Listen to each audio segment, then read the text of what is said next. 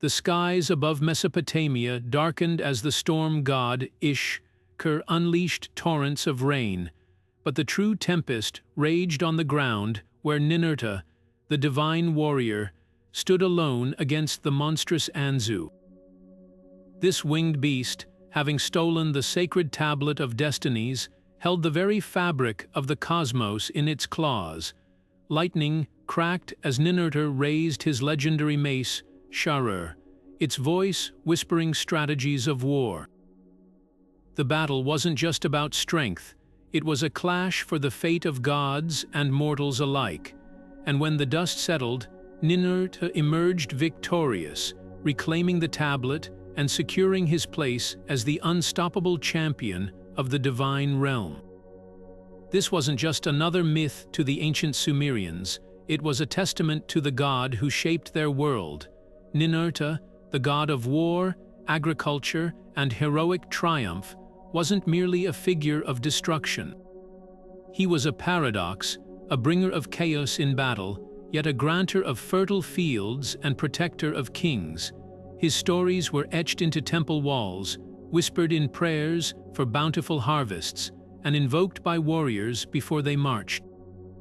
To understand Ninurta is to step into the heart of Mesopotamian belief, where gods walked among men and every storm, every harvest, bore the mark of divine will. Today, we're unraveling the epic saga of Ninurta, his symbols, his battles, and why this deity's legacy endured for millennia. From his cosmic duel with Anzû to his role as a cultivator of civilization, we'll explore how one god embodied both the fury of war and the promise of renewal. Why did farmers and soldiers alike call upon him? How did his myths reflect the struggles and hopes of an ancient world? And what secrets do his oldest hymns still hold? The answers lie in the sands of Mesopotamia, waiting to be uncovered. So ready your curiosity, we're journeying back to the dawn of history, where gods fought like legends and heroes were born in the shadow of their deeds. The story of Ninurta begins in the ancient city of Nippur, where the earliest hymns carved into clay tablets sing of his birth as the son of Enlil, the formidable god of winds and storms, and Ninlil, the compassionate goddess of the air. From the moment he entered the pantheon, Ninurta was destined for greatness. His very name, meaning Lord of the Earth, hinted at the duality that would define him. In those early days, he wasn't yet the cosmic champion who would face Anzû or the agricultural patron who brought fertility to the land. Instead, he was a young god of thunderstorms and floods, wielding the raw power of his father's domain, but with a fierceness all his own. What's fascinating is how Ninurta's role evolved alongside the needs of Mesopotamia itself. At first, he was a localized deity, worshipped by farmers who prayed for rain and soldiers who sought his favor in skirmishes. But as empires rose, first the Sumerians, then the Akkadians and Babylonians, Ninurta's legend grew. Texts like the Lugal-e, one of the oldest surviving epic poems, show how he transformed from a storm god into a unifying symbol of kingship and order. Kings claimed him as their divine protector, etching his image onto victory stelae and invoking his name in coronation rites. His parentage played a crucial role in this ascent. As Enlil's heir, Ninurta inherited authority over the divine assembly, the council of gods who shaped mortal destinies. Yet unlike his father, whose wrath could be unpredictable, Ninurta became known for his calculated might, a god who fought not just for dominance, but for justice. Take the myth of the slain heroes, where he avenges the deaths of lesser gods slaughtered by monstrous forces. Here, he's not just a warrior, he's a restorer of balance, a theme that resonated deeply in a land plagued by chaos and invaders. By the time of the Babylonian Empire, Ninurta's worship had spread far beyond Nippur. Temples dedicated to him dotted the Tigris and Euphrates, each one adapting his stories to local needs.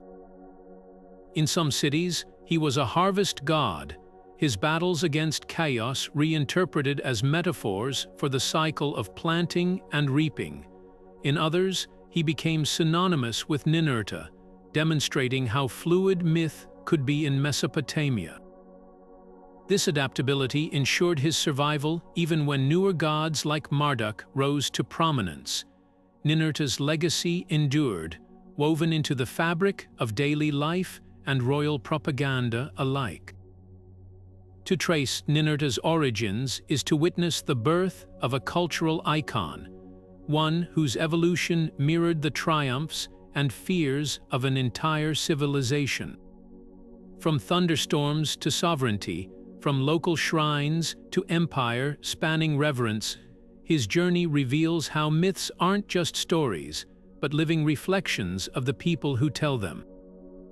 Ninurta's place in the Mesopotamian pantheon was unlike any other, a divine paradox who straddled the line between destruction and creation. On one hand, he was the terrifying storm god, his mace shattering enemy armies and his roar echoing across battlefields. Yet in the same breath, he was the gentle bringer of life, his rains nourishing barley fields and his presence ensuring the fertility of the land. This duality wasn't a contradiction to the ancient people. It was the very essence of their world, where chaos and order existed in a delicate, necessary balance. Take the myth of his battle with the Asag demon, a creature born from the mountains themselves. When this monstrous force threatened to poison the rivers and wither the crops, Ninurta didn't just slay it. He transformed its corpse into fertile soil, turning destruction into abundance. The message was clear: violence could be sacred when it served renewal.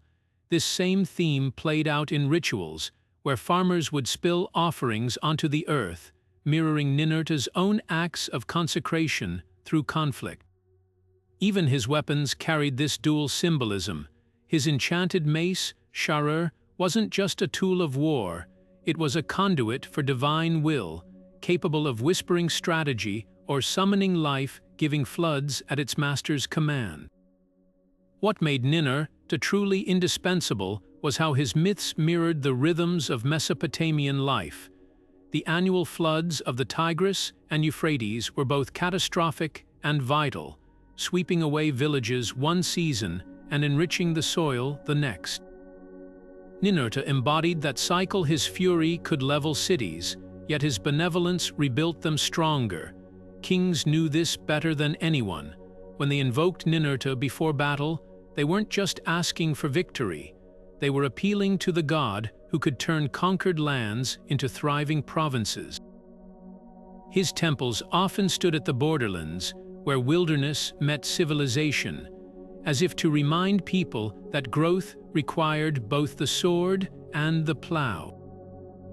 This balance extended beyond the physical world into the realm of law and kingship. In the epic Anzû, Ninurta returns from battle not just with spoils, but with divine decrees that establish justice and social order. Here, the warrior becomes the lawgiver, his conquests laying the groundwork for stable rule. It's no wonder that rulers like Gudea of Lagash depicted themselves as Ninurta's chosen, framing their governance as an extension of his will, harsh when necessary, but always in service to prosperity. Even his lesser-known role as a healer fits this pattern. Texts from Nippur describe him curing ailments with herbs gathered from battlefields, suggesting that his violence always carried the seed of restoration. Perhaps the most telling evidence of Ninurta's dual role lies in the calendar itself. His festivals coincided with both planting seasons and military campaigns, blending prayers for abundant harvests with rites for victorious wars. During the Akitu festival, while other gods were celebrated for singular domains, Ninurta's rites honored his many facets, his statues dressed alternately in armor and sheaves of grain. This wasn't mere symbolism, it was a reflection of how Mesopotamians saw their survival as depending equally on the warrior's strength and the farmer's patience. By weaving together these opposing forces, Ninurta became more than just another deity. He became a living metaphor for Mesopotamia itself, a land where floods brought both ruin and riches, where city walls kept out chaos so that art and science could flourish within. His worship endured because he didn't just represent power or fertility. He embodied the truth that civilization thrives not by choosing between order and chaos, but by mastering their dance. When the Babylonians later merged him with Marduk, they weren't erasing Ninurta. They were acknowledging that his essence was too vital to ever fade. Even in later myths, traces of his dual nature persist, a testament to the god who taught an entire culture that creation often wears the scars of destruction. Ninurta's power and paradoxes weren't just told through myths, they were etched into the very symbols that adorned temples, royal seals, and battle standards across Mesopotamia. Take his legendary mace, Sharur, more than just a weapon. It was a sentient force, capable of speech and strategy. Ancient texts describe it whispering advice to Ninur amid battle, its voice carrying the wisdom of the gods themselves. On cylinder seals and victory stelae, Sharur appears as an extension of the god's arm, its jagged head symbolizing both destruction and divine authority.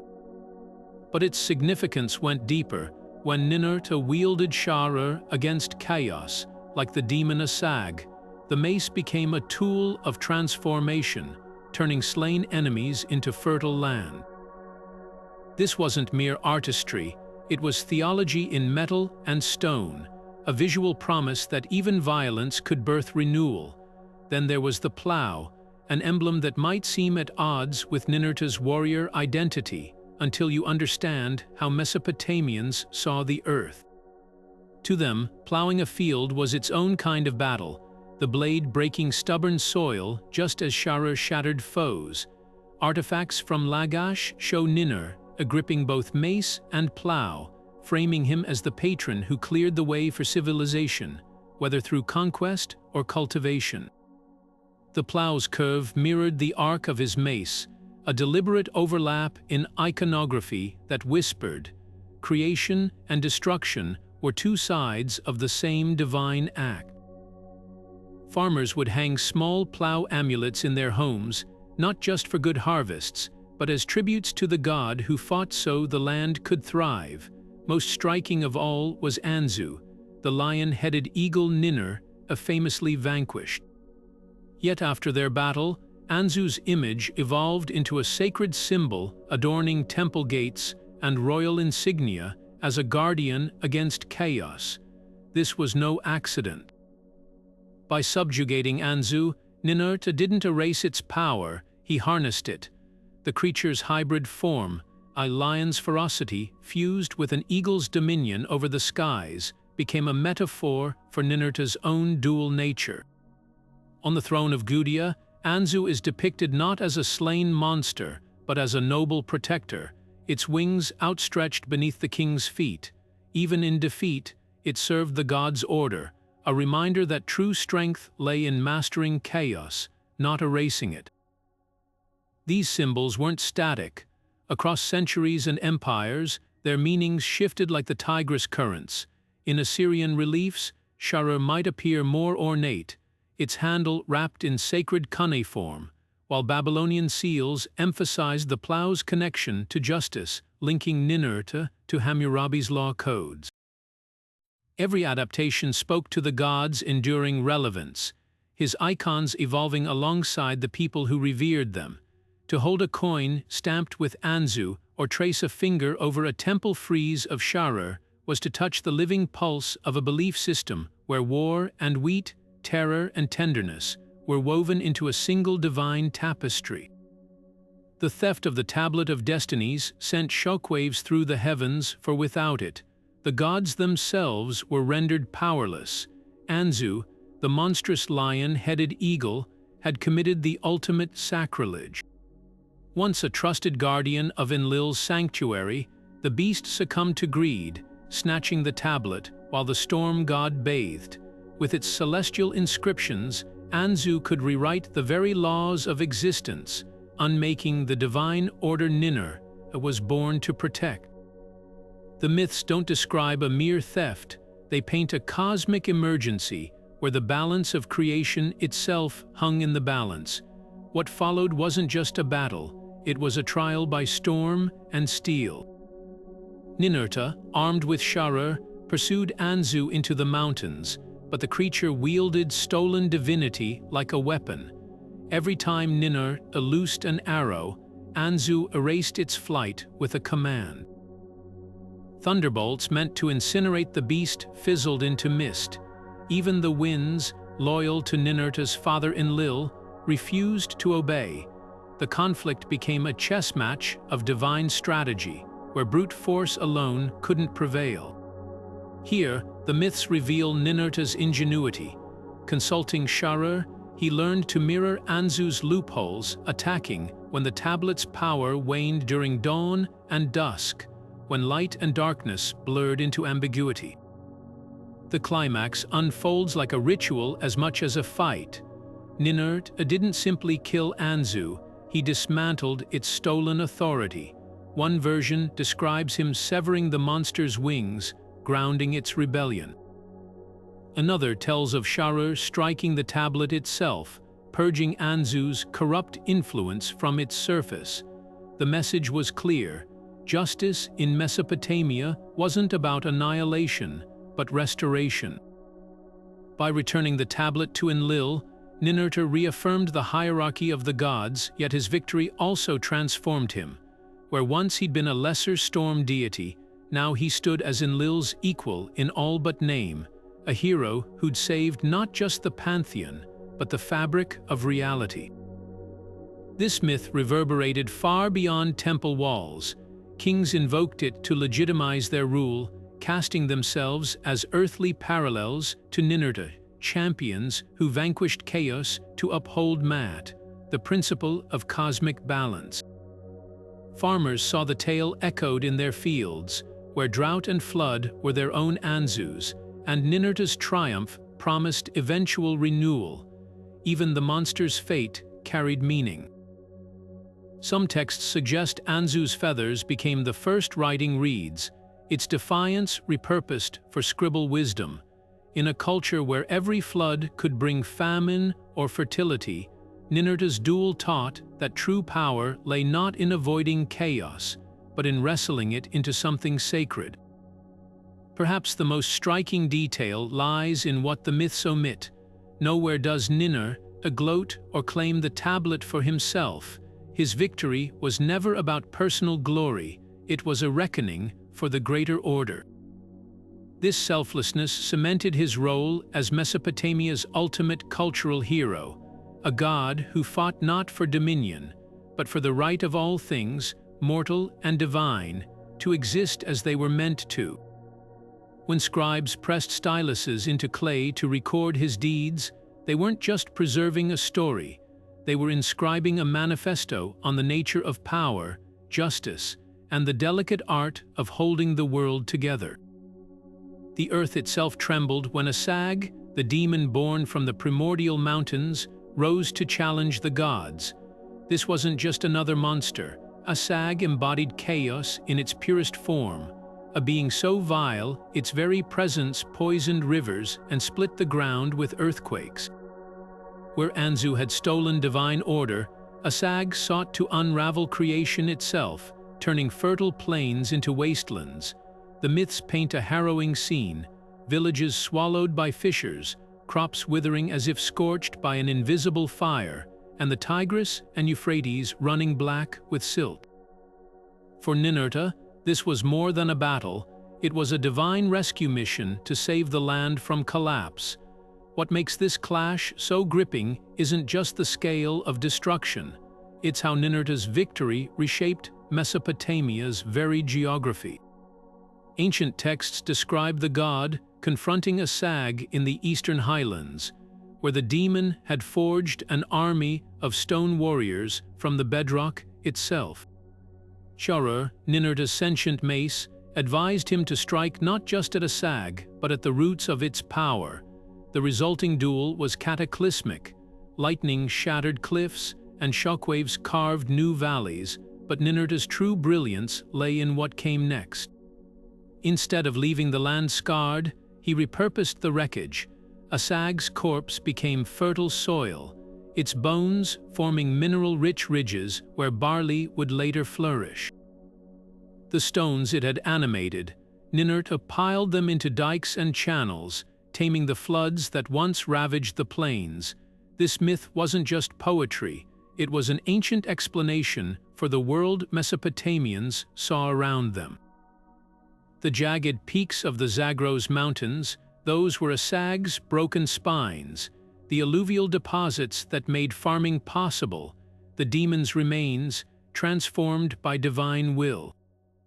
Even the seasonal floods, which could drown or nourish, mirrored Ninurta's dual role as destroyer and healer. Local rituals echoed this symbiosis. During planting season, farmers would pour libations onto stones, thanking Ninurta for turning Asag's chaos into bounty. Kings, meanwhile, invoked the battle to justify their infrastructure projects, portraying canals and terraces as extensions of the god's victory. But the deepest lesson lay in the aftermath. Unlike Anzû, whose defiance was erased, Asag's essence endured harnessed, not erased. Ninurta didn't just conquer chaos, he integrated it, proving that even the wildest forces could be bent toward order. This idea resonated across Mesopotamia, where life depended on balancing destruction and renewal. When scribes wrote of Ninurta, building with the fragments of his enemies, they weren't just describing myth. They were offering a blueprint for survival in a world where every disaster carried the seed of tomorrow's feast. Among the oldest surviving works of Mesopotamian literature, the Lugal-e Epic stands as a towering testament to Ninurta's rise from storm god to sovereign hero. Spanning 12 clay tablets, this monumental poem isn't just a recounting of deeds, it's a masterclass in myth-making, designed to cement Ninurta's place at the heart of Sumerian identity. The title itself, translating to "O King," signals its dual purpose, a hymn to divine glory and a mirror for mortal rulers who sought to emulate it. From the first lines, the text immerses listeners in Ninurta's world, where every battle is a cosmic reckoning, and every victory reshapes the land itself. Structurally, the Lugal-e unfolds like a symphony of violence and renewal. The early tablets focus on Ninurta's war against the Asag demon, but this isn't mere monster slaying. The poet lingers on visceral details, the cracking of mountain bones, the reek of poisoned waters before pivoting to the god's ingenious reconstruction of the wreckage. Here, myth becomes geology. When Ninurta redirects rivers or piles stones into terraces, the audience isn't just hearing legend, they're learning the divine origin of their own fields and canals.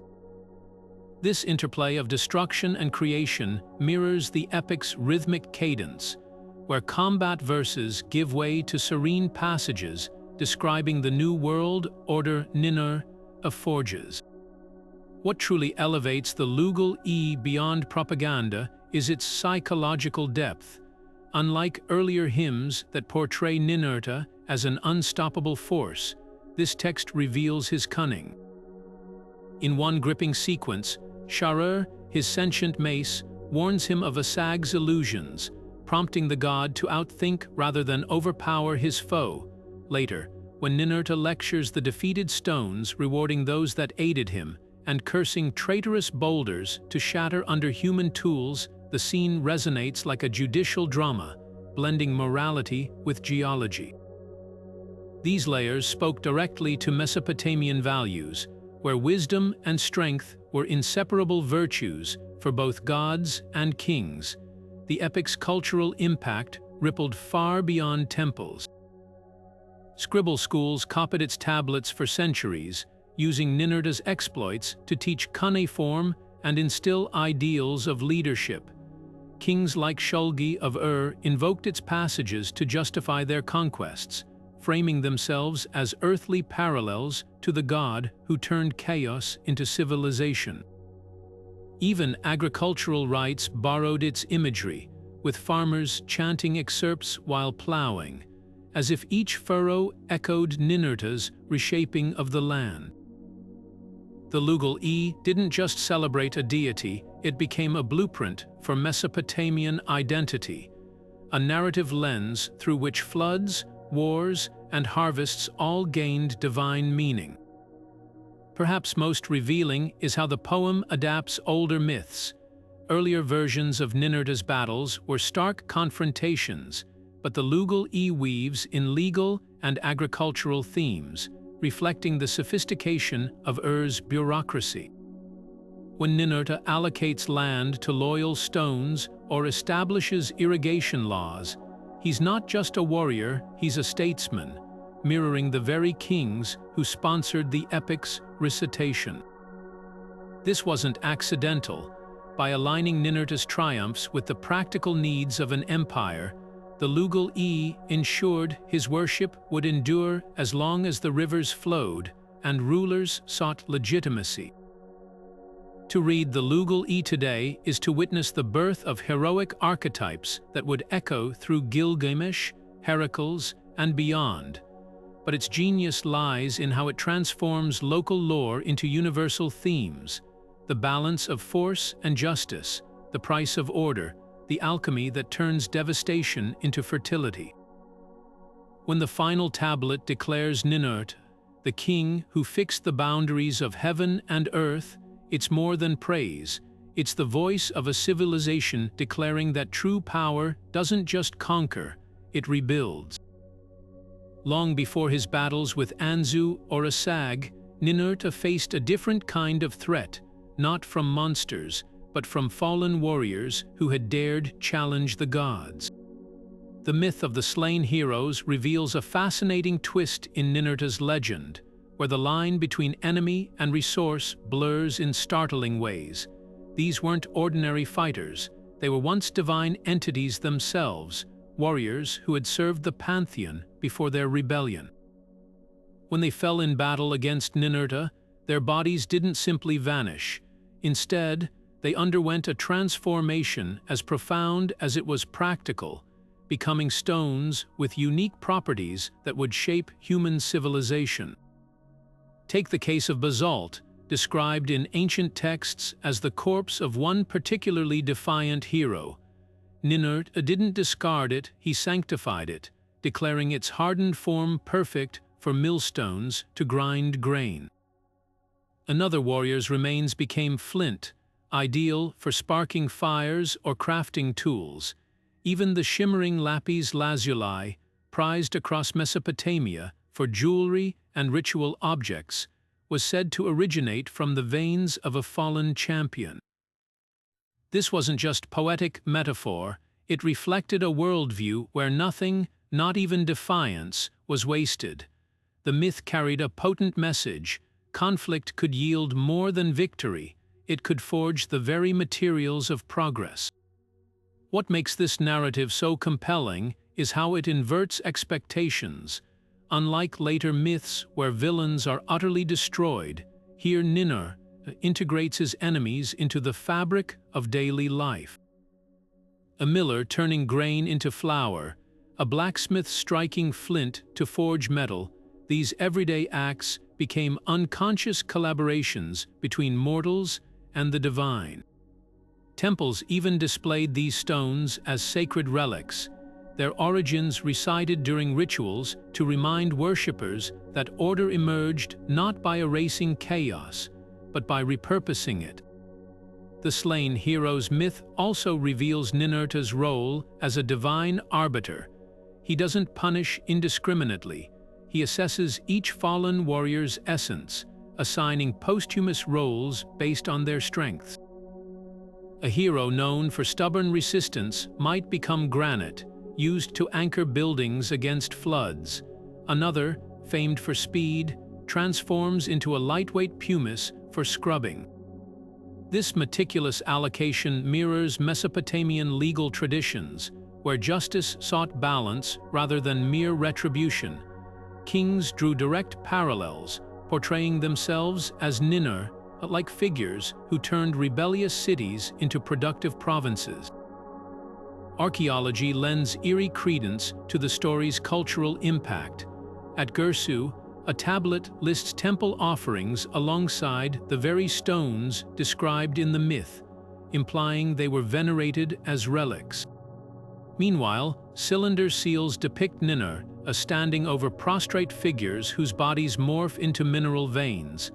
These weren't just artistic choices, they were theological statements, reinforcing that even in defeat, the divine order found utility. Perhaps the most profound lesson lies in the myth's quiet subversion of victory.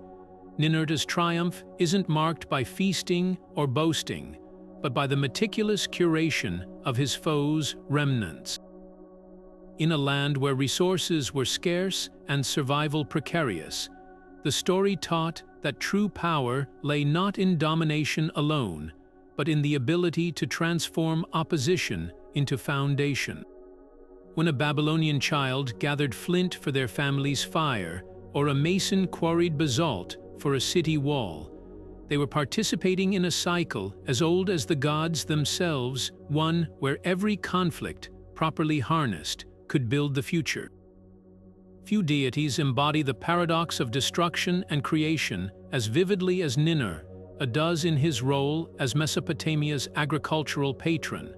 While his battles against Anzû and Asag showcased his might, it was his quieter victories turning demon bones into fertile soil, redirecting floods to nourish fields, that truly sustained civilization. To the farmer kneeling in the mud, Ninur wasn't just the god who shattered mountains. He was the one whose storms broke droughts and whose plow carved order from wilderness. This duality wasn't contradictory to the Mesopotamians, it was divine logic. After all, what was farming if not a daily act of wrestling chaos into abundance? The connection between Ninurta's wars and agriculture runs deeper than metaphor. Ancient hymns describe him as the farmer of the gods, his mace Sharur tilling the earth as efficiently as it crushed enemies. In the myth of Asag, the demon's corpse doesn't vanish. It becomes the mineral-rich substrate that makes barley flourish. Texts from Nippur even list Ninur inventing the first plow by repurposing weapons from his battles, fusing warfare and cultivation into a single sacred tool. This wasn't just poetic imagery, it reflected the brutal reality of Mesopotamian life, where a single failed harvest could doom cities and where irrigation canals were as vital as city walls. Rituals cemented this bond. During the annual Akitu festival, priests would reenact Ninurta's triumph over chaos, but the climax wasn't a mock battle. It was the ceremonial opening of irrigation gates, releasing water into barren fields. Farmers would chant verses from the Lugal-e while sowing seeds, as if each furrow traced the path of Sharur's strikes. Even the calendar honored this duality. Ninurta's sacred month coincided with both the military campaigning season and the first spring rains, merging the rhythms of war and agriculture into a single divine mandate. What's striking is how Ninurta's agricultural role evolved alongside Mesopotamian technology. Early Sumerian prayers invoke him simply for rain, but by the Akkadian period, he's credited with inventing advanced irrigation techniques like the shaduf, a counterweighted water lifter that transformed arid lands into gardens. Kings boasted of building canals, as Ninurta taught, framing infrastructure projects as extensions of the god's will. A tablet from Lagash depicts the deity personally measuring field boundaries with a rod, his storm clouds now careful showers nurturing each sprout. This wasn't mere propaganda, it was theology in action, where every engineering feat became an act of devotion. The seasonal cycle itself bore Ninurta's fingerprints. Spring floods, often destructive, were seen as his mace striking winter's stagnation, summer's withering heat, the aftermath of his battles, leaving land fallow until the next divine intervention. Even the act of threshing grain carried echoes of myth. Farmers compared their flails to Sharur crushing Asag's bones, releasing nourishment from husks as the god had from stone. This cyclical view softened Ninurta's ferocity, revealing a deeper truth. His violence was never wanton, but always in service to renewal. Perhaps the most poignant evidence lies in the humble offerings left at his rural shrines, not gold or weapons, but clay models of plows and sheaves of barley. These votives tell a story of a god who walked fields as readily as battlefields, whose strength was measured not just in toppled demons, but in the weight of harvests and the laughter of children fed by his grace. In a world where famine lurked like a shadow, Ninurta's greatest miracle wasn't winning wars. It was ensuring that after every flood, every clash, the earth would rise again, fertile and forgiving. The heart of Ninurta's worship pulsed in the sacred city of Nippur, where the towering Eshumesha temple, house of the exalted mace, dominated the skyline. This wasn't just a shrine, it was a cosmic axis, believed to be the very spot where Ninurta descended after his battles, still cloaked in the dust of divine combat. Pilgrims journeyed for days to kneel before its ziggurat, their foreheads pressing against bricks stamped with the god's symbols, the plow, the mace, the storm cloud. Inside, the air thick with myrrh and barley beer, priests performed daily rites that blurred the line between theater and theology. At dawn, they dressed Ninurta's statue in linen robes woven with lapis lazuli threads, whispering hymns that recounted his victories as if the stone itself might stir to life. By midday, the same statue might be clad in armor, its wooden hands gripping a miniature Sharur, while actors reenacted the Anzû battle for awed spectators. Offerings here were as layered as the god himself. Farmers left sheaves of emmer wheat at the altar, their stalks still damp with morning dew. Soldiers presented broken enemy weapons, not as trophies, but as raw materials for temple forges, where smiths would melt them into plowshares. Even the humblest gifts carried meaning. A scribe might offer a clay tablet inscribed with a single line of the Lugal-e, while a mother placed a carved stone amulet shaped like Asag's transformed bones, praying for her sick child's recovery. The most striking ritual, though, was the binding of the stones. During the autumn equinox, priests would arrange river-smoothed rocks around Ninurta's statue, each representing a vanquished foe from the slain hero's myth. As chants filled the chamber, they'd anoint the stones with cedar oil, a symbolic act of reconciliation, turning past conflicts into foundations for the coming year's prosperity. Beyond Nippur, Ninurta's cult centers adapted his worship to local needs. In Anzû, his temple doubled as an agricultural archive, where farmers consulted clay tablets detailing ideal planting dates, all framed as Ninurta's counsel. Assyrian reliefs at Kal-hu show kings pouring war spoils before his image, not in boastfulness, but as tribute to the god who taught that conquest must serve construction. Even domestic worship reflected this duality. Excavations of private homes reveal tiny clay maces hung above doorways alongside miniature plows, a daily reminder that safety and sustenance flowed from the same divine hands. Festivals were where Ninurta's paradoxes erupted into full spectacle. The Akitu New Year rites climaxed with a procession where his statue was carried through fields still scarred by recent floods, priests scattering salt and barley to mimic his mythic restoration of the land. But the most visceral was the day of the storm, when young men clad in lion pelts would reenact the Asag battle, their mock combat ending with the scattering of blessed soil over newly plowed furrows. These weren't mere pageants, they were acts of sympathetic magic, channeling Ninurta's transformative power into the community's very soil. What made these practices endure was their tangible resonance. When a Babylonian merchant donated silver to rebuild Eshumesh's gates after a flood, he wasn't just honoring tradition. He was investing in the god who'd proven, time and again, that from ruins springs renewal. Temples weren't just houses of worship. They were living metaphors, their very architecture echoing Ninurta's myths. Ziggurat tiers mirrored the stacked stones of his defeated enemies, while irrigation channels radiating from their bases copied the god's own restructuring of the land. To walk these spaces was to step inside a story where every ritual, every offering, whispered the same truth. Chaos could be carved into order, and even gods wrestled with the balance.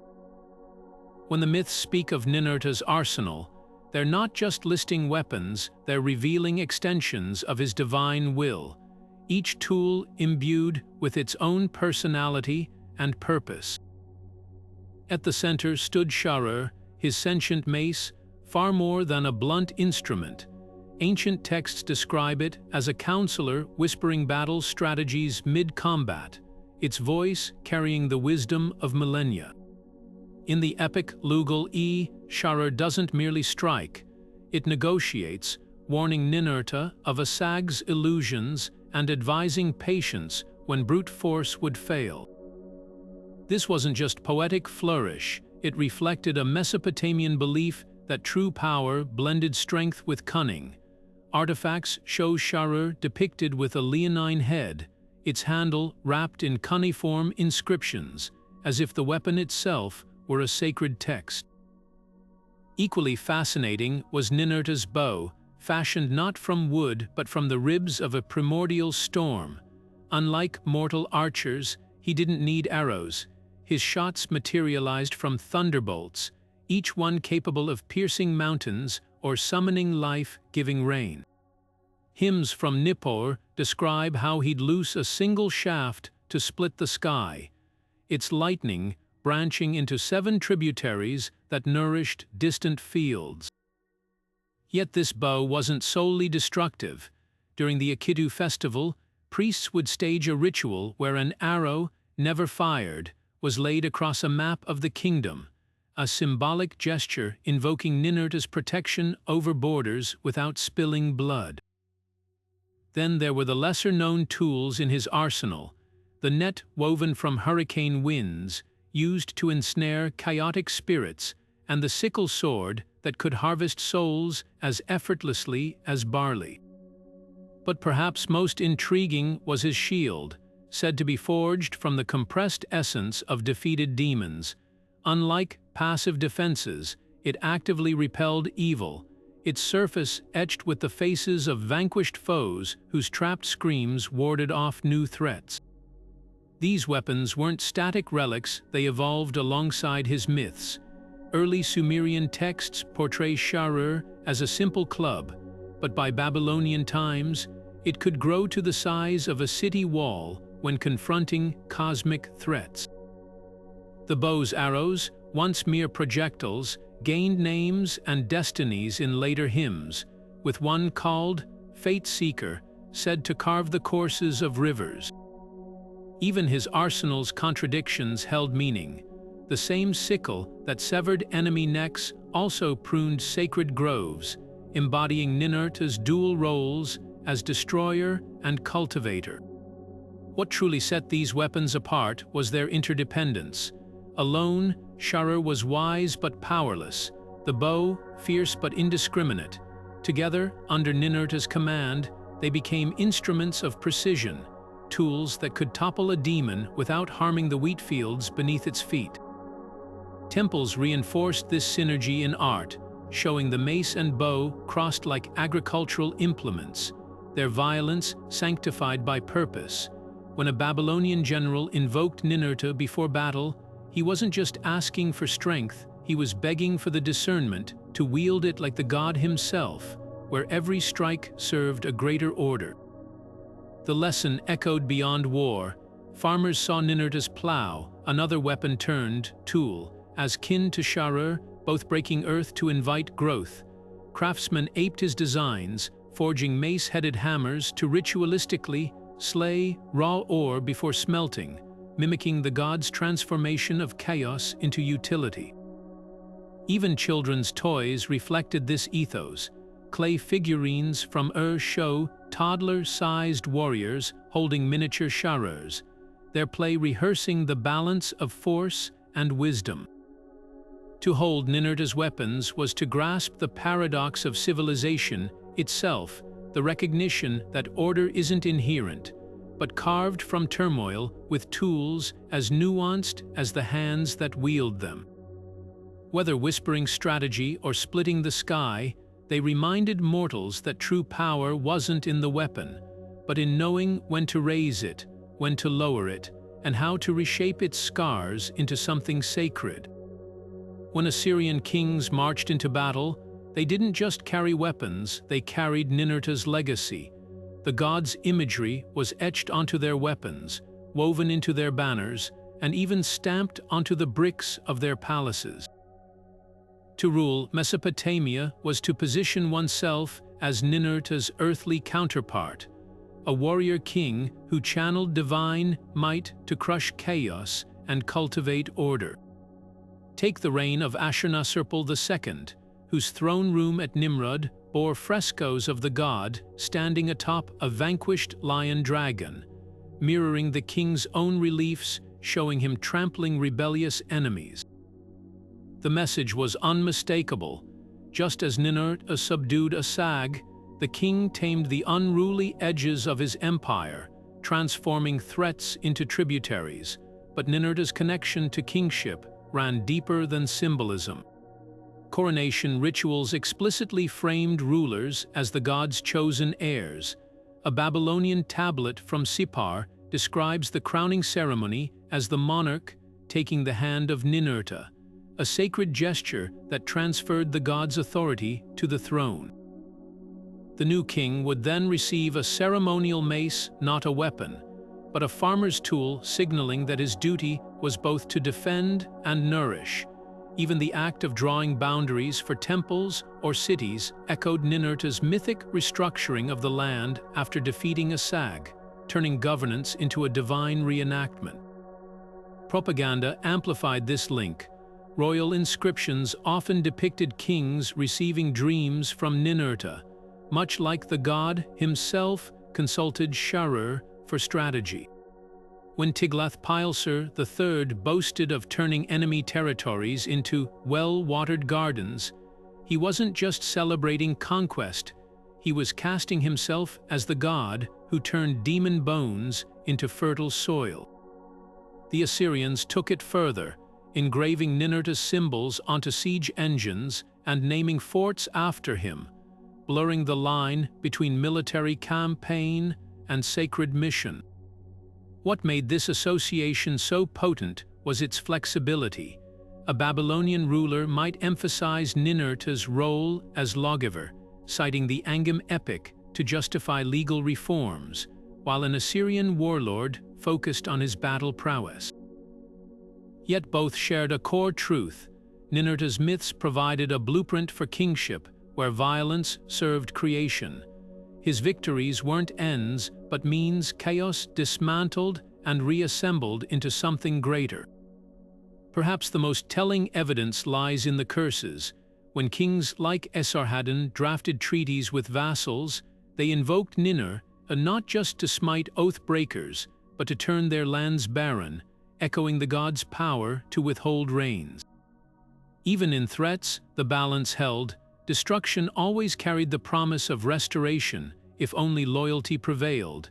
This wasn't mere theatrics, it was theological governance, where every edict, every battle, every canal dug became a stitch in the divine order Ninur first wove.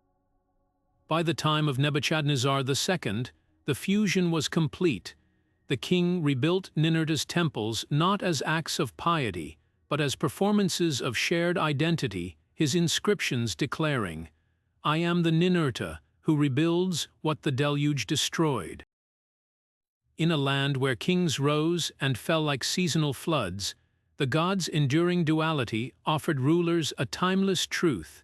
To reign was to wield both mace and plow, knowing each strike must one day give way to the sowing. Ninurta's legacy didn't exist in isolation. It rippled across Mesopotamia, merging and morphing with local traditions to create deities who mirrored his paradoxes. In Babylon, Marduk rose to prominence as the city's patron, yet his earliest myths bear striking similarities to Ninurta's exploits. Both gods faced chaos monsters. Ninur battled Anzû, while Marduk clashed with Tiamat, the primordial sea serpent. Both wielded sentient weapons, where Sharur whispered strategy to Ninurta. Marduk's Maru club was said to contain the voices of 50 storm spirits. But the differences reveal Babylon's ambitions. When Marduk defeats Tiamat in the Enuma Elish, he doesn't just restore order, he reshuffles the cosmos, elevating Babylon to the center of divine power. Ninurta's victories reinforced existing hierarchies, but Marduk's rewrote them, reflecting Babylon's drive to eclipse older cities like Nippur. Yet even in this rivalry, traces of Ninurta endured. Marduk's temple rituals included plowing ceremonies once unique to Ninurta, and hymns praised him as the one who wields Sharur, blurring the lines between the two gods. Meanwhile, in the city-state of Lagash, Ninurta took on another identity, Ningirsu. At first glance, they seem identical, both storm gods associated with agriculture and war. But dig deeper and regional flavors emerge. Ningirsu's battles weren't against cosmic threats like Anzû, but against earthly enemies of Lagash. When King Enadum claimed Ningirsu helped him conquer Umma, he wasn't invoking a destroyer of demons. He was rallying behind a divine general who fought for his city's supremacy. Temples to Ningirsu doubled as armories, storing real weapons alongside ritual plows. This hyper-local focus made Ningirsu feel more like a wartime chief than a cosmic hero, yet his myths still echoed Ninurta's duality. A stele from Girsu shows Ningur holding both a mace and a sheaf of grain, his foot resting not on a monster, but on a bound prisoner, proof that even in his most militarized form, the god balanced violence with fertility. The most fascinating parallel lies in Egypt, where the god Montu mirrored Ninurta's warrior-cultivator duality. Like Ninurta, Montu began as a local storm deity before evolving into a national symbol of pharaonic power. Both gods were depicted as falcons. Ninurt, through his association with Anzû's wings, Montu through his hieroglyphic form. But where Ninurta's battles served cosmic order, Montu's reinforced the pharaoh's divinity. This contrast highlights how similar archetypes adapted to different worldviews. Mesopotamian gods often worked for order, while Egyptian deities embodied it. Yet even across this divide, shared themes persisted. A relief at Karnak shows Montu handing a sickle sword to the pharaoh, just as Ninurta's tools passed to Mesopotamian kings, proof that the idea of divine power channeled through mortal rulers transcended borders. These parallels weren't accidents. They were theological conversations etched into clay and stone. When the Assyrians fused Ninurta with their god Ninurta, they didn't erase his agricultural side. They weaponized it, portraying him trampling enemies while barley sprouted in his footsteps. Later, as Marduk absorbed Ninurta's traits, scribes carefully preserved older texts where Ninurta's name was simply replaced, like palimpsests rewriting divine resumes. This fluidity reveals a core truth. In Mesopotamia, Gods weren't static idols but living concepts, reshaped by the cities that worshipped them. To trace Ninurta's echoes in Marduk, Ningirsu, or Montu is to map the DNA of ancient belief, where every storm god carried a plow and every war hymn held the promise of rain. The rise of Babylon as Mesopotamia's cultural and political heart didn't just reshape empires, it rewrote divinity itself, and Ninurta's identity was no exception. As Marduk ascended to supremacy in the Babylonian pantheon, Ninurta's myths underwent a subtle but profound metamorphosis. No longer the unrivaled champion of the gods, he became something more complex, a divine lieutenant whose stories were reframed to serve Babylon's theological ambitions. The Enuma Elish, Babylon's creation epic, offers the clearest evidence of this shift. Here, Marduk assumes Ninurta's traditional role as the slayer of chaos, vanquishing Tiamat with a network of winds, a tactic eerily reminiscent of Ninurta's stratagem against Anzû. Yet the differences speak volumes. Where Ninurta returned the Tablet of Destinies to Enlil, Marduk keeps his spoils, declaring himself king of the gods. The message was unmistakable. Babylon's god wouldn't just restore order, he'd redefine it. This theological reshuffling didn't erase Ninur so much as repurpose him. In Babylonian hymns, he's often cast as Marduk's loyal field marshal, leading celestial armies while deferring to Babylon's patron in matters of cosmic governance.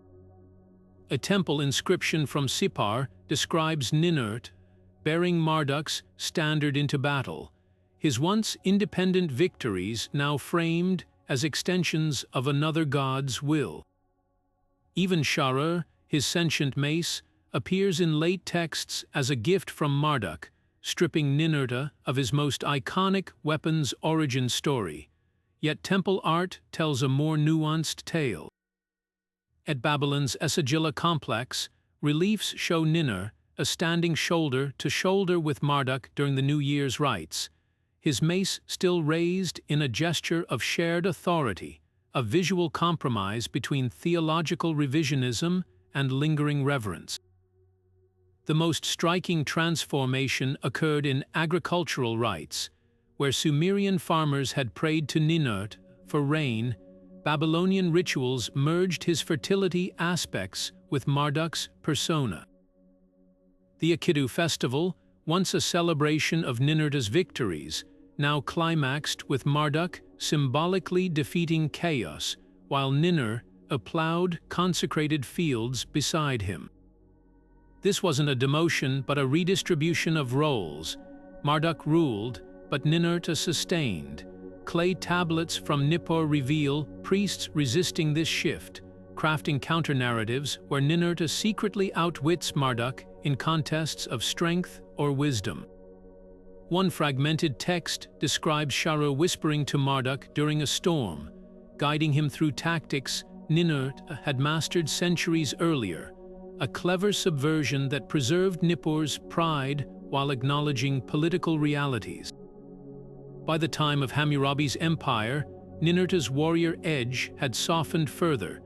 Legal codes invoked him less as a conqueror and more as a divine witness to oaths, his name etched onto boundary stones as a deterrent against dishonest land surveys. The slain heroes myth resurfaced in this era with a new emphasis. The stones Ninurta created were now allegories for Hammurabi's unification of warring city-states, their fractures smoothed into a single foundation. Even Ninurta's temper was sanitized. Late Akkadian texts describe him calming storms rather than unleashing them, a far cry from the thunderous avenger of the Lugal-e. Yet traces of the old Ninurta persisted in unexpected places. Exorcism rituals from the Kassite period still called upon him to shatter demon skulls as he shattered Anzû's wings, and Assyrian mercenaries serving Babylonian kings secretly carried amulets depicting Ninurta alone. Most tellingly, when foreign invaders threatened Babylon's heartland, scribes reached back for the unvarnished original, composing desperate prayers to the storm rider who crushes rebellions like clay tablets. In the end, Ninurta's Babylonian incarnation proved that even diminished, a god who embodied both the sword and the plow could never be fully replaced, only temporarily overshadowed. When Assyrian power surged under kings like Ashurnasirpal II, Ninurta didn't just return, he was reborn as the empire's celestial enforcer. The god who had once guarded Sumerian barley fields now stood etched into palace walls at Nimrud, his mace raised not against demons, but against the enemies of Assyria itself. These weren't mere decorations, they were propaganda in stone, every relief showing Ninurta trampling a lion dragon or leading troops into battle served a dual purpose: to remind rebellious provinces of divine retribution and to cast Assyrian conquests as holy missions. The genius of this revival lay in its audacity. By fusing Ninurta's ancient myths with contemporary military campaigns, kings transformed him into something new, a god of imperial destiny, whose victories on clay tablets mirrored their own on the battlefield. Ashurnasirpal's throne room offers the clearest proof of this theological rebranding. Here, Ninurta appears repeatedly, not as the farmer god of old, but as a sleek, armored colossus. His traditional plow is absent. Instead, he grips a composite bow and an oversized Sharur, its head carved to resemble Assyrian siege engines. Even Anzû, once a symbol of vanquished chaos, is reimagined as a snarling tribute bearer, its wings now folded in submission beneath the god's feet. This visual storytelling wasn't subtle. It declared that Ninurta had exchanged his rural shrines for the halls of empire, his blessings reserved for those who served Assyria's expansion. The rituals surrounding this revival were equally calculated. During military campaigns, generals carried standards bearing Ninurta's image, invoking him before storming city gates as if each battle were a reenactment of his duel with Asag. When Ashurnasirpal rebuilt Kalhu, he didn't just dedicate temples to Ninurta, he filled them with spoils from conquered lands, turning sacred spaces into museums of imperial might. A surviving inscription boasts how the king filled Ninurta's storehouses with silver, gold, and the weapons of defeated kings, blurring the line between devotion and dominance. Yet for all this militarization, the Assyrians never entirely erased Ninurta's agrarian roots. Cleverly, they reframed them. Reliefs at Nineveh show the god presiding over both battle scenes and canal-digging projects, his mace now measuring irrigation ditches as precisely as it once crushed skulls. Harvest festivals became victory celebrations, with farmers waving stalks of barley alongside soldiers displaying severed heads of enemies. This duality served a practical purpose. An empire built on constant war still needed fertile fields to feed its armies. By keeping Ninurta's dual nature intact, if unbalanced Assyrian rulers ensured their divine patron could sanctify both the sword and the plowshare. The brilliance of Ninurta's Assyrian revival lies in its adaptability. When royal scribes updated the Lugal-e Epic, they inserted subtle revisions now. The stones Ninurta subdued after slaying Asag became metaphors for conquered nations, their rebellious chatter silenced as they were reshaped into Assyria's foundations. Even Sharur's whispered advice took on new meaning. A tablet from Sennacherib's library depicts the mace counseling Ninurta to let the disobedient be ground like millstones, a chilling reflection of Assyria's brutal pacification policies. By the time Ashurbanipal hunted lions in his ceremonial gardens, Ninurta's transformation was complete. No longer just a god of storms or crops, he had become the living embodiment of Assyria's cosmic mission to impose order through calculated terror and meticulous governance. His myths, once tales of balance, now served a singular vision, an empire where every smashed city wall and every new canal were threads in the same divine tapestry. When Assyria finally fell, Ninurta would fade once more, but for 2 centuries, he stood as proof that even the oldest gods could be reforged into weapons of empire. Ninurta's divine lineage wove a complex web of alliances and tensions that shaped his identity far beyond the battlefield. As the son of Enlil, king of the gods, and Ninlil, the gentle goddess of the south wind, he inherited both unshakable authority and a paradoxical gentleness, traits that defined his relationships with other deities. His marriage to Gyula, the fierce goddess of healing, might seem contradictory at first glance. Why would a warrior god be bound to a deity who mends wounds rather than inflicts them? Yet their union embodied the same duality that ran through Ninurta's myths. Gyula, often depicted with a dog by her side, symbolizing both protection and disease, complemented her husband's destructive power with restorative grace. Temple hymns from describe how she would follow Ninurta's chariot after battles, her divine scalpel stitching together the earth he had cracked open in combat. Together, they represented the full cycle of conflict and recovery, a partnership where every strike carried the promise of healing, and every cure acknowledged the necessity of struggle. Far less harmonious was Ninurta's relationship with his brother Nergal, the volatile god of the underworld. Where Ninurta brought purposeful destruction, Nergal ruled over the indiscriminate chaos of plague and wildfires. Ancient texts paint their rivalry as a clash of cosmic philosophies. In the Angamdima, a fragmented epic, the brothers nearly come to blows over the fate of a conquered city.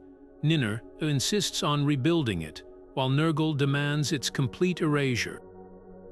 Their tension crystallized in the myth of the divided inheritance, where Enlil assigns Ninur the surface world and Nergal the netherworld, establishing realms that mirrored their natures, one of controlled fury, the other of absolute endings. Yet even here, nuance emerges. During the annual Zababa festival, priests would stage ritual battles between the brothers' devotees, only to end with shared feasts, a reminder that these opposing forces balanced the cosmos. As Enlil's heir, Ninurta carried the weight of divine sovereignty. Unlike Nergal, who rebelled against their father's authority, Ninurta upheld the celestial order even when it constrained him. The Enlil tablets describe how he surrendered the Tablet of Destinies after defeating Anzû rather than claiming it for himself, proving his loyalty to the divine hierarchy. Yet his filial piety had limits. When Enlil's judgments grew capricious, flooding cities without cause or withholding rains, Ninur would intervene, redirecting storms or whispering counsel through Sharur. This delicate dance between obedience and moral agency made him uniquely suited to bridge generations of gods, honoring tradition while adapting it to mortal needs. The family dynamic extended beyond blood ties. Ninurta's bond with his sentient mace, Sharur, often reads more like kinship than ownership. In the Lugal-e, Sharur addresses him as beloved brother, offering strategies no mortal or god could devise. This intimacy suggests Ninurta's capacity for partnership beyond formal alliances, a trait that distinguished him from lone warriors like Nergal. Even his strained relationship with Inanna, the tempestuous goddess of love and war, revealed unexpected layers. Though they clashed over domains, she viewed war as passion's extension. He as duty's execution. They occasionally joined forces, their combined armies turning the tide against primordial chaos in the myth of the 7 demons. These relationships weren't just divine drama, they reflected Mesopotamian values. A king might invoke Ninurta and Gula together when leading troops, seeking both victory and the wisdom to heal afterward. Farmers praying for rain knew to mention Enlil's authority and Ninurta's mediation, acknowledging the chain of divine command. Even sibling rivalry served a purpose. Nergal's unchecked fury made Ninurta's measured wrath seem like mercy by comparison. To worship, Ninurta was to engage with an entire pantheon's worth of tensions and resolutions, where every family quarrel, every marital bond, mirrored the delicate equilibrium between storm and calm, sword and suture. When darkness crept into Mesopotamian homes, whether as fever, curses, or the whispers of malevolent spirits, it was often Ninurta's name that rose from the lips of healers and priests. His role in incantations reveals a fascinating paradox. The same god who shattered mountains with Sharur could also banish invisible threats with a whispered invocation. Surviving clay tablets from Ashur and Nippur detail spells where Ninurta isn't just a warrior, but a divine physician, his mace repurposed as a tool to crush illness rather than enemies. One particularly vivid anti-witchcraft ritual describes molding a clay figurine of the affliction, then smashing it with a miniature Sharur replica while chanting, "As Ninurta ground Asag's bones to dust, let this malice be scattered to the winds." The imagery was deliberate, just as the god had transformed a demon's corpse into fertile soil. He could turn poison into purity. What made Ninurta uniquely suited for these rituals was his dual mastery over chaos and order. While healing deities like Gula mended wounds, Ninurta confronted the root of suffering, the chaotic forces that caused harm in the first place. A Babylonian exorcism text paints him as a celestial detective, tracking evil like Anzû's stolen tablet, before binding it with incantations derived from his battle strategies. His weapons took on symbolic new forms. Arrows became words of power. His net, woven from hurricane winds, now trapped fever demons. Even his stormy wrath was channeled for protection. During epidemics, priests would splash water against temple walls, mimicking the downpour that followed Ninurta's victories, cleansing the air of corruption. The god's agricultural side also played a surprising role. In fertility spells, barren women drank from cups inscribed with Ninurta's triumph over Asag, the act of swallowing mirroring the demon's transformation into life-giving earth. Farmers burying amulets beneath their fields would choose stones carved with the slain hero's myth, trusting that just as Ninurta had turned rebellion into resources, he could convert blight into bounty. This adaptability extended to royal rites. When a new king fell ill, his physicians might recite the Lugal-e Epic, not for its battles, but for its descriptions of Ninurta restoring balance, framing recovery as a microcosm of cosmic order. Perhaps the most potent evidence lies in the amulets.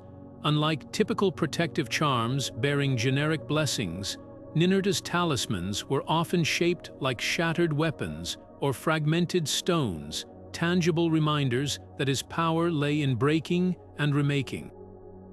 A child's amulet from depicts Sharur split down the middle, its halves cradling a sleeping infant, as if the mace's violence had been tempered into a cradle. Even in death, his influence persisted. Grave sites along the Euphrates reveal skeletons with clay Anzû figurines placed in their hands, a final plea for the god to guard their journey through the underworld as fiercely as he'd guarded the tablet of destinies. These rituals reveal a truth deeper than myth. To the Mesopotamians, healing wasn't passive, it was a battle. And who better to wage it than the god who proved, again and again, that even the most formidable chaos could be dismantled and reshaped into something sacred. Whether through whispered verses or shattered clay, Ninurta's presence in these spells affirmed that protection and power were two sides of the same divine blade. Among the oldest hymns carved into Sumerian clay tablets, one melody rises like stalks of barley after a spring rain, the song of Ninur, the divine farmer. This wasn't just poetic flattery. To the people who first sang these verses, Ninurta's gift of agriculture was as revolutionary as fire stolen from the heavens. Unlike Prometheus, who defied the gods to aid humanity, Ninurta transformed the land itself through battle, turning the corpses of his enemies into fertile soil. The Farmer's Almanac, a 3rd millennium text from Nippur, describes him striding across the war-torn earth, his mace Sharur now guiding a plow's blade, its furrows birthing the first wheat fields from demon bones. Listen closely to these hymns, and you'll hear more than gratitude. You'll hear theology disguised as farming advice. One tablet from instructs peasants to sow seeds in the path of Ninurta's footsteps, equating each plowed row with the god's conquest of chaos. Another compares threshing grain to the moment Sharur shattered Asag's spine, releasing nourishment just as the demon's essence had nourished the land. The parallels were deliberate. Agriculture wasn't just cultivation, it was ritual reenactment. When farmers chanted these verses while planting, they weren't merely praying for rain.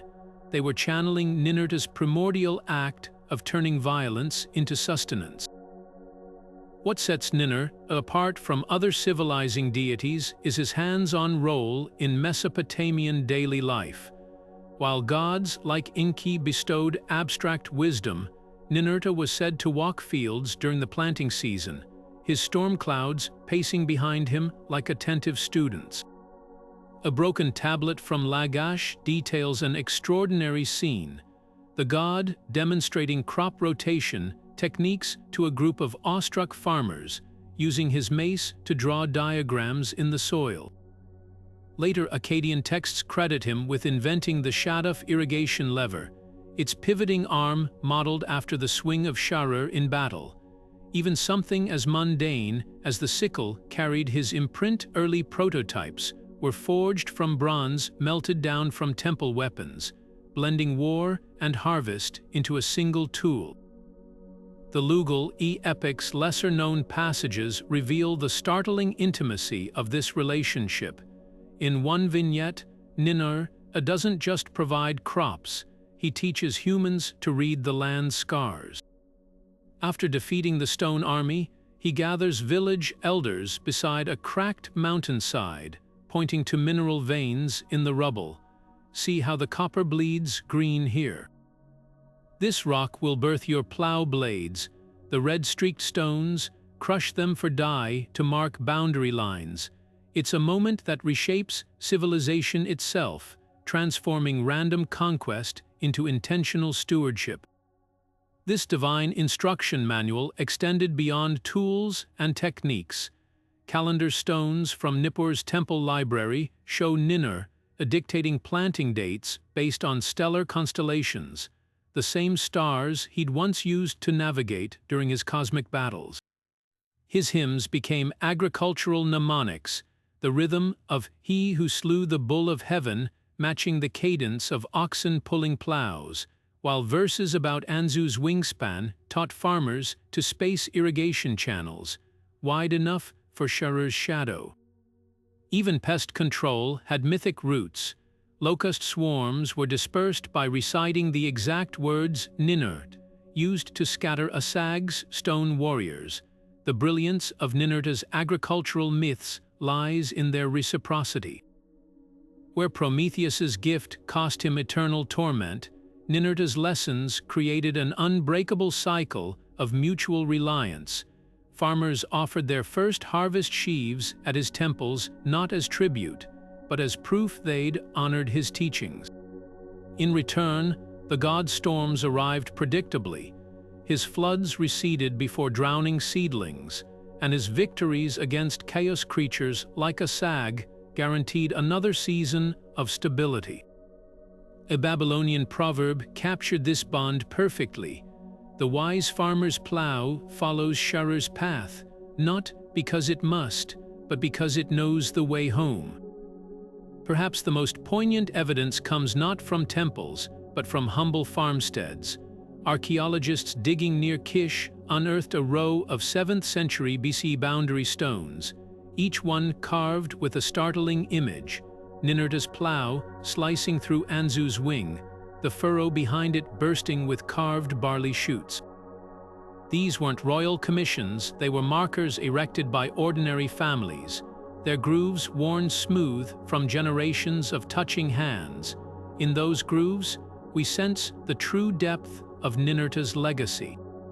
More than a warrior or a kingmaker, he was the divine architect of Mesopotamia's most enduring miracle, the daily alchemy that turned blood-soaked soil into bread and battle hymns into lullabies for the land. The night sky over Mesopotamia wasn't just a canvas of stars, it was a divine ledger where gods etched their stories in constellations, while Ninurta's name doesn't appear in surviving zodiac lists like the later Babylonian Emuel. Upon tablets, his mythic footprint aligns uncannily with celestial patterns. Consider Orion, the hunter looming over winter skies. To the Mesopotamians, this constellation may have been Sapasiana, the true shepherd of heaven, a title echoing Ninurta's role as both warrior and guardian. The 3 stars of Orion's belt mirror the god's triad of symbols mace, plow, and storm, while the nebula below could evoke Anzû's crumpled wings after their cosmic duel. Delve deeper, and Sagittarius emerges as another contender. Unlike the Greek archer, Mesopotamian depictions show a centaur-like figure wielding not a bow but a sickle sword, an instrument Ninur, wielded to sever chaos and harvest justice. Early astrolabes from Nineveh place this constellation near the Way of Enlil, the celestial path reserved for gods of sovereignty, where Ninurta's authority would logically reside.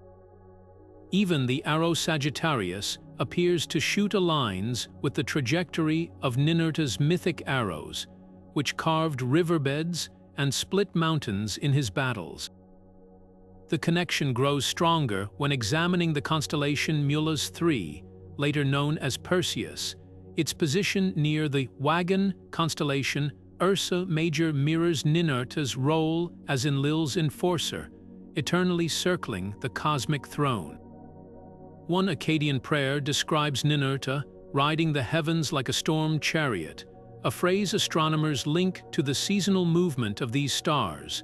The variable star Algol, representing the Gorgon's head in Greek lore, may have been seen by Mesopotamians as the eye of Asag, its periodic dimming reflecting the demon's defeat at Ninurta's hands. What cements these theories are the agricultural timings tied to these constellations. Orion's heliacal rising coincided with the autumn planting season, when farmers invoked Ninurta to bless their fields, just as he'd once turned Asag's corpse into fertile soil. Sagittarius dominated the sky during the month of She-King, Cud, when kings renewed their coronation oaths under Ninurta's patronage. The stars didn't just resemble the god, they moved in rhythms that mirrored his myths, binding heaven to earth in a cycle of conquest and renewal.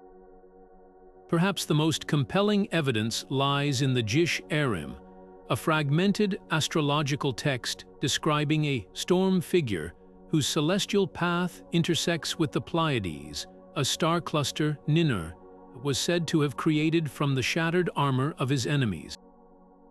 Like his mace Sharur, which could speak across dimensions, these constellations may have served as his silent heralds, their positions dictating everything from battle dates to canal digging ceremonies. While modern eyes see Orion's sword or Sagittarius arrow, Mesopotamian priests likely traced Ninurta's mace in those glittering lines, a reminder that even the stars bore the marks of divine struggle and sacred order. The absence of explicit zodiac labels for Ninurta may itself be telling. In a culture where names held power, leaving his stellar identity unspoken could have been intentional, reserving his true celestial form for initiates who understood that the god who shaped the earth would hardly be confined to a single patch of sky. Whether as Orion's stride, Sagittarius' swing, or the unseen force guiding both, Ninurta's essence permeated the heavens as surely as it did the barley fields and battle chants below.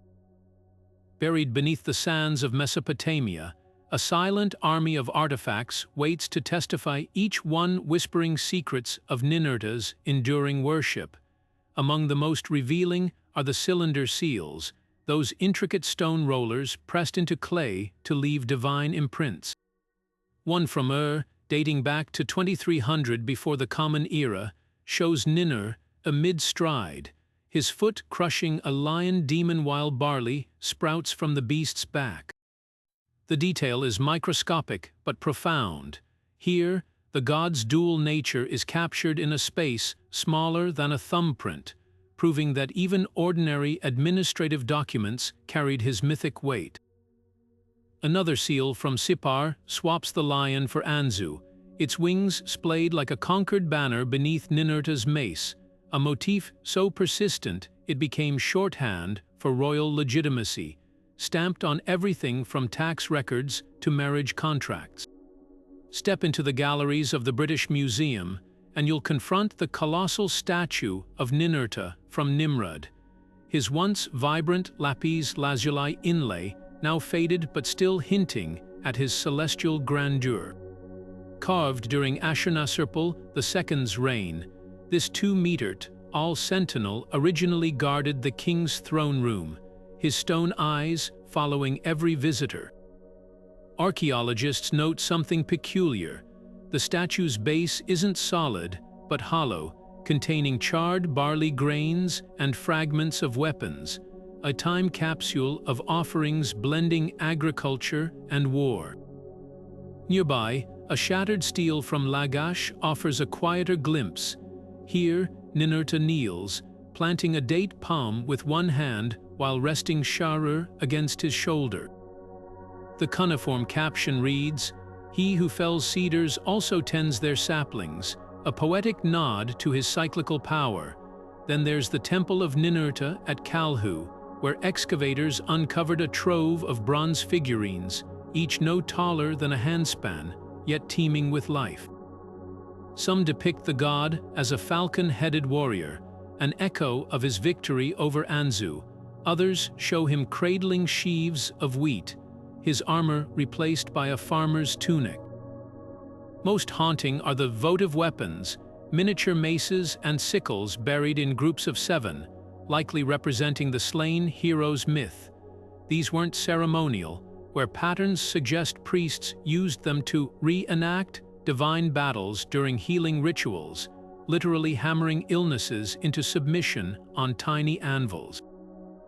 But perhaps the most telling artifact isn't gold or stone, it's a humble clay tablet from Nippur's scribble school. Dated to 1800 before the Common Era, it lists offerings for Ninurta's festival: 2 bulls, 7 jars of beer, 1 broken chariot wheel. The last item intrigues scholars. Broken wheels found in temple courtyards across Mesopotamia suggest a ritual tradition, perhaps worshippers sacrificing damaged gear to honor the god who transformed weapons into tools. Even in ruin, these objects carried purpose, mirroring Ninurta's own alchemy of destruction and renewal. From the grand to the mundane, these relics sketch a portrait of a god who permeated every layer of society. A child's amulet shaped like Sharur, a king's victory stele dripping with stone-carved thunderbolts, a farmer's boundary stone etched with Anzû's silhouette. Each artifact fractures the boundary between myth and material life. They prove that Ninurta wasn't confined to epic poems. He lived in the press of a seal into wet clay, the weight of a bronze figurine in a supplicant's palm, the crackle of barley grains burning in his hollow statue's belly. To hold these objects today is to touch the fingerprints of faith, left by hands that knew the god not as abstraction, but as daily presence, as real as the plow cutting earth or the mace raised in defense. The echoes of Ninurta's legend didn't fade with the fall of Mesopotamia, they rippled outward, reshaping stories across the ancient Near East in ways both obvious and subtle.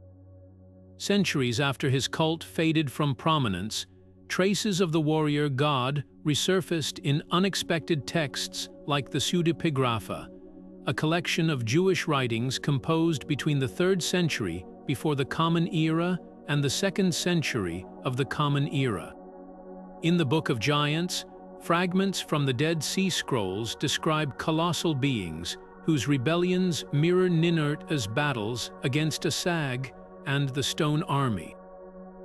One passage even depicts a heavenly figure subduing these giants with a mace that speaks truth, an unmistakable nod to Sharur's sentient wisdom. What's fascinating isn't just the borrowed imagery, it's how these tales reframed Ninurta's archetype to fit new theological landscapes, transforming him from a literal deity into a symbolic force of divine justice. Venture further into Zoroastrian texts and the parallels deepen. The Yashts, hymns to Zoroastrian divinities, portray Varithragna, the god of victory, as a shapeshifter who assumes forms eerily reminiscent of Ninurta's mythic foes. In one verse, Varithragna appears as a wild boar with tusks sharp enough to cleave mountains, evoking Ninurta's duel with the demon Asag, whose spiny hide was said to shred cliffs. Even the ritual language overlaps.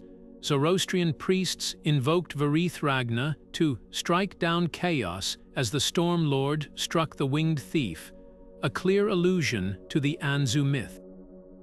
This wasn't careless borrowing, it was cultural alchemy, repurposing Mesopotamian symbols to serve Persia's dualistic worldview, where every victory over darkness reinforced Ahura Mazda's cosmic order. The Enuma Elish's influence on biblical creation narratives is well documented, but Ninurta's fingerprints appear in less expected places. The Book of Job's behemoth, often interpreted as a primordial chaos creature, shares uncanny traits with the Asag demon. Both are earth-born terrors whose defeat brings fertility. When Job describes Behemoth's bones as tubes of bronze and limbs like iron rods, the phrasing mirrors Sumerian accounts of Asag's mineral-veined body. Even the resolution feels familiar. Just as Ninurta transforms Asag's corpse into farmland, God assures Job that Behemoth's domain will eventually yield harvests. The thematic resonance suggests more than coincidence. It reveals how deeply Mesopotamian tropes about divine order permeated regional storytelling. Ninurta's narrative DNA even surfaces in classical mythology, though the threads are more tangled. The Greek hero Perseus, armed with a sickle sword and winged sandals, recapitulates Ninurta's duel with Anzû, right down to the detail of severing a monstrous head, Medusa's instead of Anzû's. The Roman god Mars retained Ninurta's dual agricultural and martial roles long after his Hellenization diluted other war deities' complexity. Scholars speculate that these connections flowed through Phoenician traders, who carried cuneiform-inspired motifs westward. A Carthaginian amulet found near Sicily depicts a falcon-headed god trampling a lion while holding grain, a near-perfect syncretization of Ninurta's iconography with local Baal worship. Perhaps the most surprising afterlife of Ninurta's myths lies in Gnostic texts, where the Apocryphon of John describes a demiurge fashioning the material world from the corpse of chaos. The language here, chaos as a physical entity to be dismantled and repurposed, reads like a philosophical retelling of the Lugal-e Epic, where Ninurta rebuilds the land from Asag's remains. Even the Gnostic emphasis on hidden knowledge parallels Sharur's role as Ninurta's whispering advisor, suggesting these esoteric traditions filtered Mesopotamian tropes through a lens of mystical revelation. What unites these scattered references isn't just shared imagery, it's the enduring appeal of Ninurta's core paradox: destruction as a prelude to creation. Whether recast as a Zoroastrian champion, a biblical chaos tamer, or a Gnostic cosmic architect, his essence persisted wherever storytellers grappled with the tension between violence and order. The tablets of Nippur may have crumbled, but the god who taught an entire civilization to see battles as seeds and monsters as raw material for building better worlds never truly vanished. He simply learned to speak in new tongues, his mace now a metaphor, his plow a parable, his storms a syntax for survival. From the clay tablets of Mesopotamia to the glowing screens of modern gaming consoles, Ninurta's legacy has taken on surprising new forms, though not always faithful to his ancient roots. The multiplayer battle arena Smite casts him as a playable hunter, his divine mace Sharur reimagined as a glowing energy weapon that ricochets between enemies. Fans praise his dynamic playstyle, but historians might raise an eyebrow at his lack of agricultural ties, no plow among his abilities, no storm calling ultimate. Yet there's a clever nod to the Anzû myth. His victory animation shows a winged creature crumbling at his feet, a subtle wink to those who know the lore. Comic books have taken even greater liberties. In The Wicked plus the Divine, Ninurta appears as a brief cameo, a sleek, androgynous figure clad in neon armor, more pop star than plow wielder. While visually striking, this version strips away his dual nature entirely, leaning into the warrior aesthetic without the balancing weight of his civilizing role. Contrast this with his portrayal in God is Dead, where he's depicted as a hulking brute, mace dripping with gore, a far cry from the strategic thinker who consulted Sharur mid-battle. Neither captures the nuance of the god who could shatter mountains one day and teach crop rotation the next. Novels have fared better at capturing his complexity. In The Iron King's Vengeance, a historical fantasy by Rebecca Levine, Ninurta appears as a weary immortal, his temple in ruins, but his principles intact. A pivotal scene shows him using Sharur not to smash enemies, but to fracture a drought-stricken riverbed, unleashing pent-up waters, an elegant metaphor for his mythic role as both destroyer and life-giver. Similarly, Children of the Storm, an indie anthology, reimagines his battle with Asag as a psychological duel, where the monster represents humanity's self-destructive impulses. Yet the most intriguing modern interpretation might be in Assassin's Creed Valhalla's Hidden Truths files. Buried in the game's lore archives, a cryptic text links Ninurta to the Anzû, the franchise's ancient precursor race. Here, his mace becomes a proto-singularity weapon, and the Tablet of Destinies is recast as a data archive. It's a stretch, yes, but one that oddly resonates with his original role, guardian of cosmic order, now framed through sci-fi tropes. What these depictions reveal is less about accuracy and more about adaptability. Whether as a pixelated fighter or a brooding novel antihero, Ninurta endures because his core paradox violence harnessed for renewal speaks across millennia. The ancients saw him in storm clouds and harvests. We find him in headshots and plot twists. Perhaps the truest homage isn't perfect fidelity, but the willingness to keep wrestling with the same questions he embodied. When is destruction justified? How do we rebuild from its wreckage? The answers change, but the god who first posed them remains. Scholars still spar over Ninurta's origins like rival scribes debating temple records. Was he first a storm deity whose lightning strikes became battle metaphors, or a warrior figure later clothed in meteorological might? The controversy stems from discrepancies between Sumerian and Akkadian texts.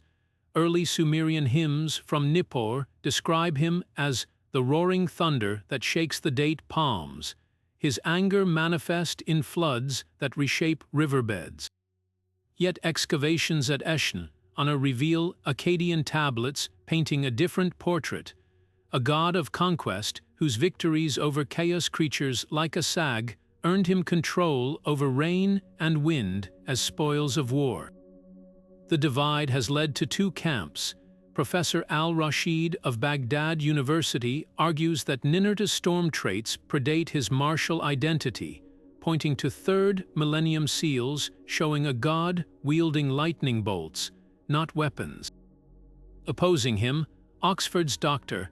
Whitaker cites the Lugal-e's military precision. Every flood in the epic mirrors tactical maneuvers, suggesting meteorological language was added to glorify battlefield prowess.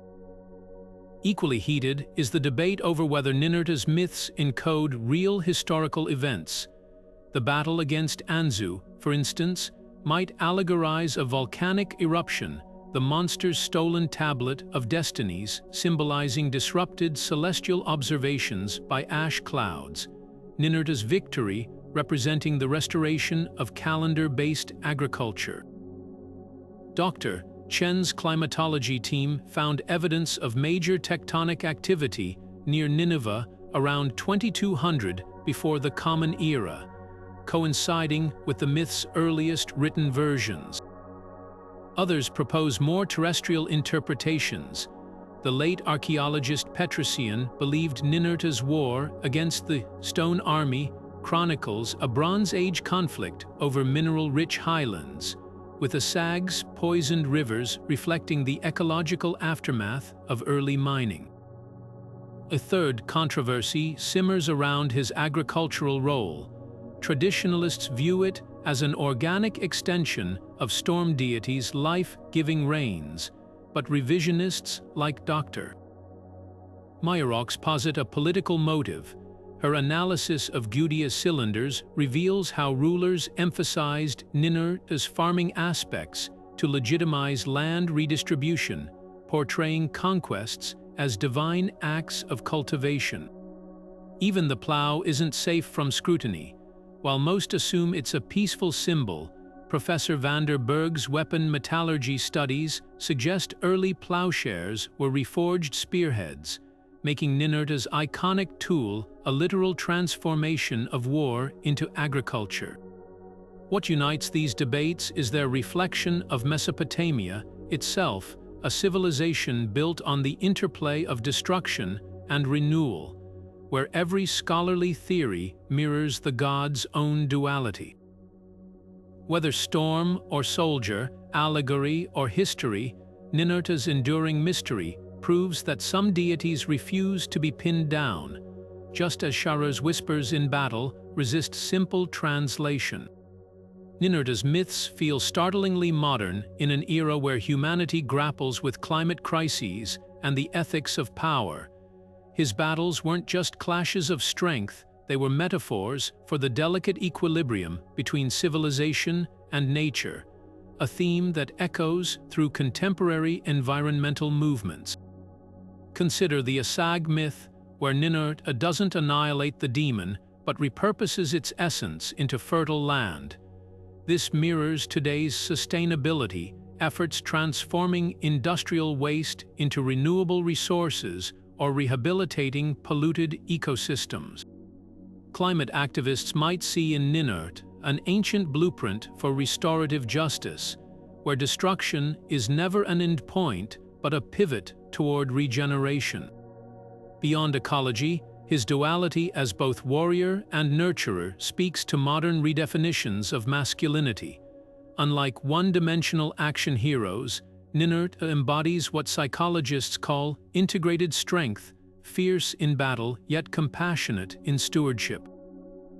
Therapists analyzing his myths point to the scene where he comforts grieving families after defeating Asag, demonstrating emotional intelligence rarely expected of ancient war gods. Online forums for veterans exploring farming as post-service careers often reference Ninurta's seamless transition from mace to plow, finding solace in a deity who validated both their combat trauma and their healing through cultivation. Modern pagan revivals have embraced Ninurta with particular fervor. In Neo-Mesopotamian rituals, practitioners invoke him not for literal warfare, but as a guide for personal struggles. Overcoming addiction becomes a duel with one's inner Anzû, while career challenges are reframed as battles requiring Sharur's strategic whispers. His agricultural aspects resonate deeply with urban pagans practicing rooftop gardening, who see his transformation of chaos into order as a metaphor for cultivating beauty in concrete jungles. A Brooklyn-based coven even redesigned his iconography for their altar, depicting his mace as a pruning shear and his storm clouds as a watering can. Pop culture's obsession with anti-heroes also finds unexpected kinship with Ninurta. Unlike morally flawless Superman or destructively nihilistic Kratos, he occupies a nuanced middle ground capable of terrifying wrath yet bound by duty to rebuild what he breaks. Writers for The Witcher and God of War, Ragnarök, have cited his myths as inspiration for characters who wield violence reluctantly, always aware of its consequences. Even political discourse borrows his imagery. Protest art during the Arab Spring featured Ninurta's plow-breaking chains, symbolizing revolutions that promised not just to tear down regimes, but to sow new social orders. Perhaps most poignant is his quiet resurgence among displaced communities. Iraqi refugees in diaspora have revived his hymns as cultural touchstones, their lyrics about exile and homecoming resonating across millennia. Assyrian artists' installation in Berlin recreated the Lugal-e Epic using rubble from Aleppo, each shattered brick labeled with a line about Ninurta's stone warriors becoming fertile soil, transforming war's debris into hope's medium. In hospitals from Mumbai to Minneapolis, chaplains report patients drawing strength from his healing rituals, reframing chemotherapy as a modern-day battle against inner demons where recovery mirrors the god's mythic resurrections. Ninurta endures because his stories reject simple binaries, good versus evil, destruction versus creation, and instead embrace life's messy complexity. In a world of polarized ideologies and escalating crises, the God who could shatter mountains yet tenderly nurture seedlings offers a radical model. True power lies not in choosing between extremes, but in holding the tension between them, transforming scars into foundations.